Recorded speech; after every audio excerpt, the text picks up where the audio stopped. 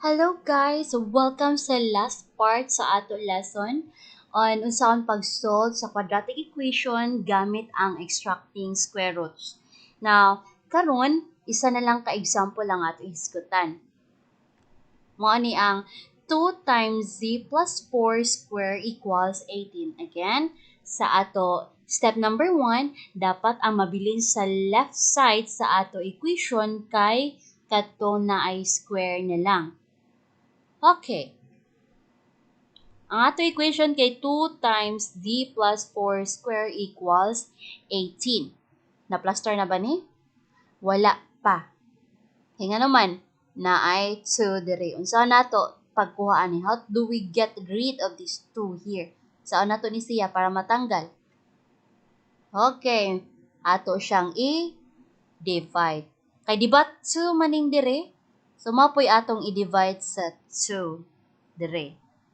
So, kung mag-divide kag 2 diri para patas, para balanse, para walay gansi, para walay magmahay, mangluod, ato po ni i-divide diri sa pikas ang 2. So, in short, shortcut ha, ato ra ni siyang i-cancel. Actually, 2 divided by 2 is 1 man or pwede ra i-cancel. So, kung i-cancel nato diri, ang nabilin kay kanila ng z plus 4 square equals 18 divided by 2, maanang naatay 9 diri sa pikas sa right side. Okay, pangutan na. Na-plaster na ba?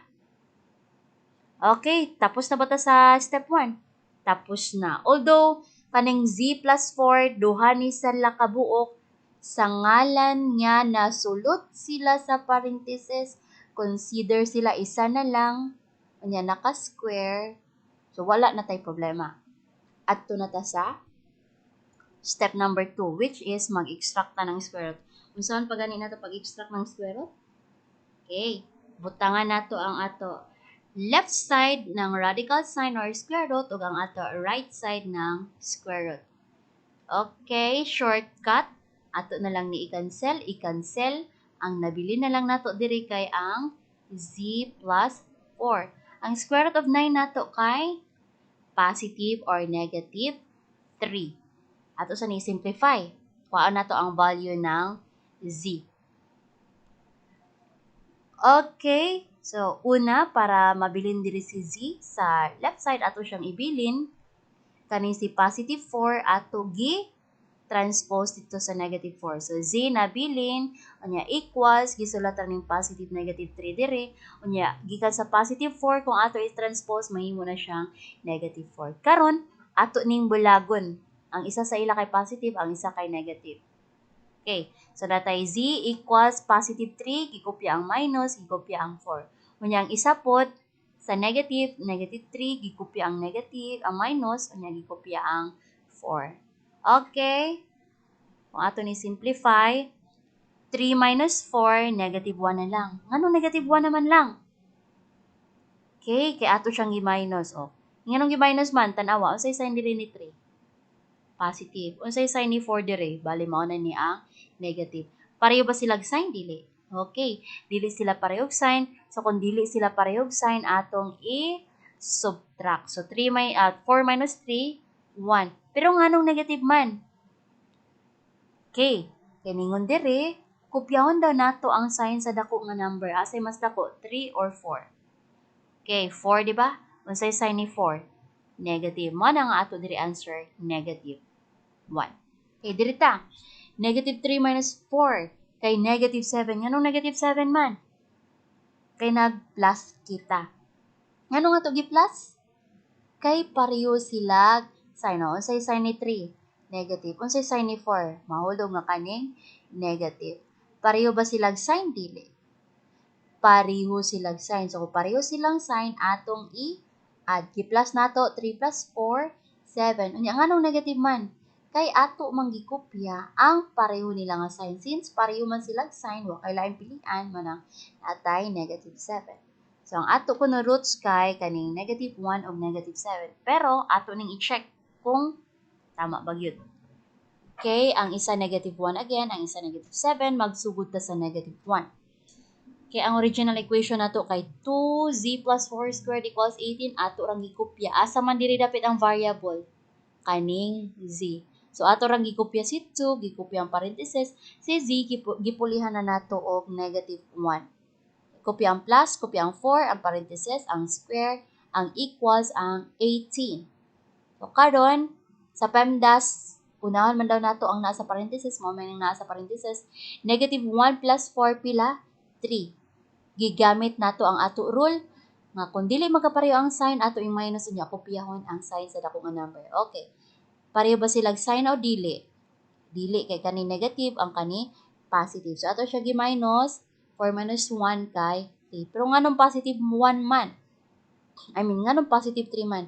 Tungod kay gikopya nato ang sign sa dako nga number. Asa dako 1 or 4? 4. Unsay sign ni 4? Positive man ang positive na dire. Okay, so gikopya ang 2, ang answer sa negative 1 plus 4 kay 3, gikopya ang square, gikopya ang equals, gikopya ang 18. So, dili na po ta sa may exponent. Unsay bot pasabot sa 3 square? 3 square bot pasabot ana, 3 times 3 manang naatay 9. So, gikopya ang 2, gikopya ang answer dire, wala na ang 2 kay tapos na ta nag-square. Gikopya ang equals, gikopya ang 18. So, 2 times 9, 18. Gikopya ang equals, gikopya ang 18. So, is 18 equals to 18? Correct.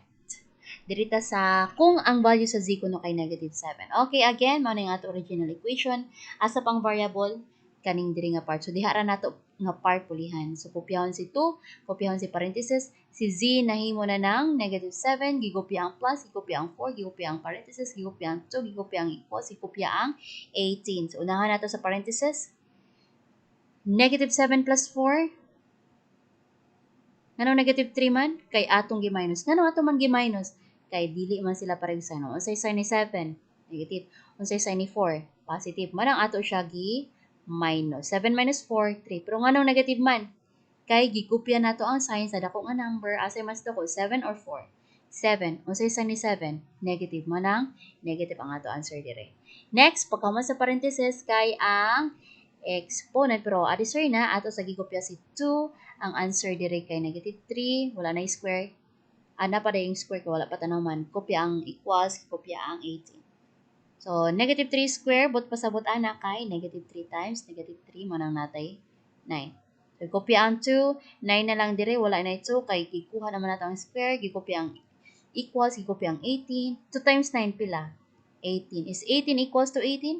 Yes, 18 equals siya kang 18. So, sakto ang ato answer nga, negative 1 of negative 7. Therefore, the roots of the quadratic equation are negative 1 and negative 7.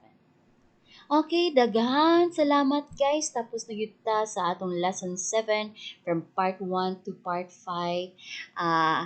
Padayon gihapon ta maglantaw sa atong video para sa sunod na pod nato nga lesson, which is solving quadratic equations by factoring.